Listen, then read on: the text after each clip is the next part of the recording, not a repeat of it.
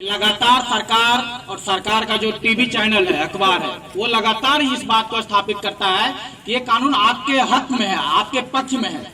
लेकिन दरअसल होता क्या है, जैसे ही देखिए कि मीडिया की सरकार का बड़ाई कर रहा है, सरकार की चापलूसी कर रहा है, आप समझिए कि वो आपके खिलाफ है। जो कृषि कानून लाया गया है, दरअसल ये कृषि कानून जो किसानों को गुलाम बनाने का एक कानून है। जैसा कि हमारे पूर्व साथी ने कहा कि भाई जो पहले आप अनाज जो उगाते थे, एक सरकार द्वारा तय निर्धारित जो एक मूल्य होता था, उससे अगर कम पे कोई खरीदता है तो कानूनन तो उसे वो अपराधी है और उसके ऊपर जो है कि मुकदमा भी चलना चाहिए, उसे जेल भी जाना चाहिए। लेकिन उसके बावजूद भी हम देखते हैं कि मात्र देश का 6% जो किसान है वो ही जो कि MSP पे, मतलब मिनिमम सपोर्ट प्राइस जो है, न्यूनतम समर्थन मूल्य पे अपना अनाज बेच पाता है। लेकिन अब इस चीज को भी जो देश का जो बड़ा बड़ा उद्योगपति है, जो पूंजीपति है, उसको चुभने लगा और उन्होंने सरकार से कहा कि भैया ये कानून आप खत्म कर दीजिए, जिससे कि हम सीधे किसान से जाकर के वहां से माल खरीदे और जो कि हम बाजार में बेचे। देखने में तो बहुत अच्छा लगता है। सरकार की जो मीडिया है, उन्होंने जो कि इतना उसका गुणगान करना शुरू कर दिया कि देखिए किसान तो अब आजाद हो गया, आत्मनिर्भर हो गया, कि किसान सीधे उपजाएगा और जो कि बाजार में जाकर के बेचेगा, जितना चाहे अपना उतना जो कि मूल्य पे बेचिए। लेकिन साथ ही होगा क्या, जो मिनिमम सपोर्ट प्राइस, मतलब न्यूनतम समर्थन जो मूल्य है, वो मान लिया जाए कि कोई चीज पहले एक नियम बना हुआ था, अब नियम को ही खत्म अगर कर दिया जाए तो वो क्या चाहेगा, जैसे ही मतलब किसान अनाज को उगा करके बाजार में ले जाता है तो आप देखते होंगे कि जो अनाज का दाम है वो घट जाता है। अब छोटा किसान है, मंझोला किसान है, इसके पास इतना संसाधन नहीं होता है कि उस अनाज को वो अपना गोदाम में या छोटा कहीं पे भी देखते होंगे कि अपना घर में वो जमा करके रख सके। अब वो किसी से कर्ज लेकर के खेती किया है, बच्चे का शादी भी करना है और बेटे का पढ़ाई का फीस भी भरना है, बूढ़े माँ बाप हैं, अगर उसका मान लो कुछ हो गया तो उसका दवाई भी कराना है।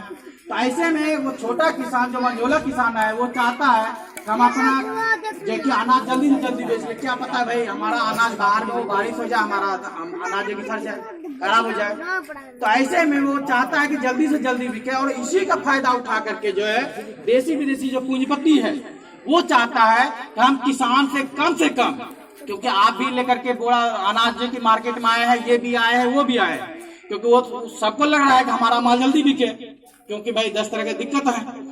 तो ऐसे में वो आपका जो अनाज है वो कम से कम रेट में आपको खरीदने का प्रयास करेगा। और जब कम से कम रेट में खरीद लिया जाएगा और पता चला कि वो जो अभी साथी ने बताया कि बड़े बड़े जो स्टोर रूम बनाया गया है जहाँ पे 10,000 टन, मतलब हम लोग देखिए अगर गिनती भी करें तो उंगली पे वो गिनती समझ में नहीं आएगा, 10,000 टन तक देखिए एक एक जगह अनाज को इकट्ठा करने का जो व्यवस्था किया गया। और जब आपसे सारा अनाज खरीद लिया जाएगा और बाजार में अनाज नहीं रहेगा, तब क्या होगा, तब होगा कि वही पूंजीपति जो कल तक हमसे औने पौने दाम में चीजों को खरीदा, वही जो है कि बाजार में उसको जो आपसे 15 रुपये 20 रुपये खरीदे वो 50 रुपये बेचेगा। जैसा कि अभी आलू और प्याज के मामले में देखा गया है कि प्याज को इसी तरह स्टोर कर लिया गया, आलू को इसी तरह स्टोर कर लिया गया, क्योंकि जब किसान का खेत से निकला तो वो 8 रुपये 10 रुपये बिका। लेकिन जैसे ही वो स्टोर किया और मार्केट में शॉर्टेज हो गया तो उसी चीज को आप देख रहे हैं कि 50-50 40-40 रुपया किलो जो कि आलू बेचा गया, और प्याज तो 150-150 तक रुपया जो है कि आप लोग खुद खरीद के खाएंगे। मतलब आप ही उगाएंगे, आप ही कम दाम में बेचेंगे, लेकिन आपको जब खरीदने की बारी आएगी तो आप 50 रुपया खरीदेंगे। समझ लीजिए कि उसका प्रभाव सिर्फ आप पे नहीं, आपके आने वाले पीढ़ी पे कैसे पड़ेगा। कि मान ले जाए कि आपका बच्चा कहीं पढ़ाई कर रहा है और जो है आप 300 रुपया कमा रहे हैं, 300 रुपया में से अगर जो है कि आपके घर में दिक्कत शुरू हो जाएगा तो सबसे पहले आप क्या कीजिएगा, कहिए कि अरे बचवा के छोड़ दीजिए पढ़ाई, कोई छोटा मोटा प्राइमरी स्कूल में लगा दीजिए। आपका बच्चा अगर बीमार पड़ जाएगा तो आप कहिएगा कि झोला छाप कहीं डॉक्टर से दिखा ले, क्योंकि आपका जो कमाई जो है, जितना आप कमा रहे हैं उसमें आपको पूर्ति नहीं करने वाला। तो ऐसे में ये सीधे सीधे जो है कि किसानों के खिलाफ है। आपका बच्चा जो है कि दवाई के अभाव में मरता रहेगा, आपका बच्चा अनाज के अभाव में आपके सामने बिलबिला करके मरता रहेगा, आप कुछ नहीं कर पाएंगे। इसलिए इसके खिलाफ आवाज उठना चाहिए। दूसरा जो साथी बता रहे कीजिए जो कानून है कि एक तरह से अनुबंधन खेती का स्पष्ट मतलब है कि आपको जो है बहुत राष्ट्रीय कंपनी, बड़े बड़े जो कॉर्पोरेट घराना है, जो बड़े बड़े पूंजीपति है, वो कहेगा कि हम आपको जो है कि अपना बीज भी देंगे, अपना जो है कि सस्ता खाद भी देंगे, और जो है हम जैसा कहेंगे आप वैसा फसल उगाइए।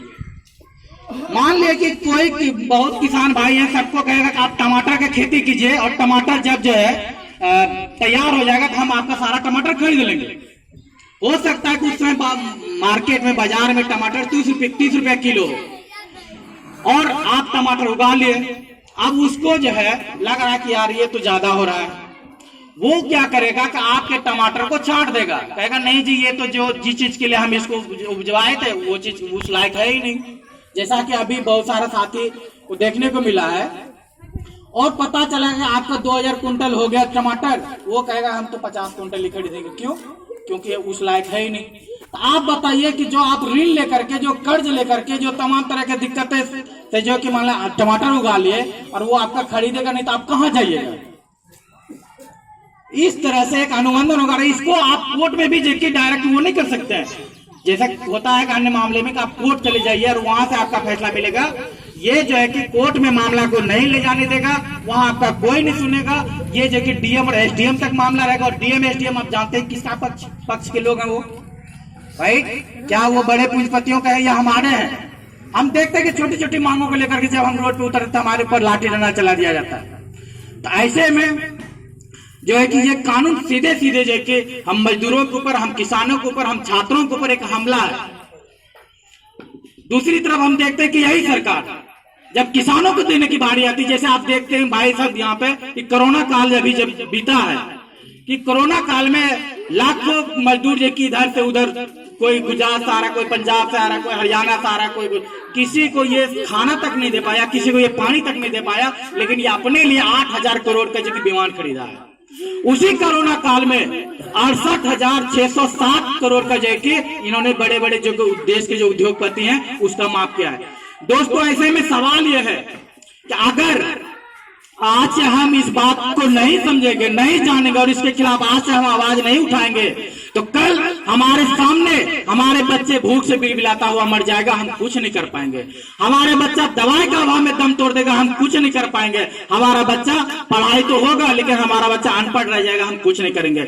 इसलिए आज पूरे देश के अगर हम कहें तो पंजाब, गुजरात, हरियाणा, राजस्थान, यूपी, महाराष्ट्र, तमाम जगह से किसान जो है कि जगह जगह मोर्चा बना करके सरकार से जो है कि सीधे सीधे मोर्चा ले रहा, संघर्ष कर रहा है। कम से कम साथी ने बताया कि 50 किसान वहां पे जो है कि अभी करकराती ठंड में जो है कि उसकी मौतें हो चुकी है।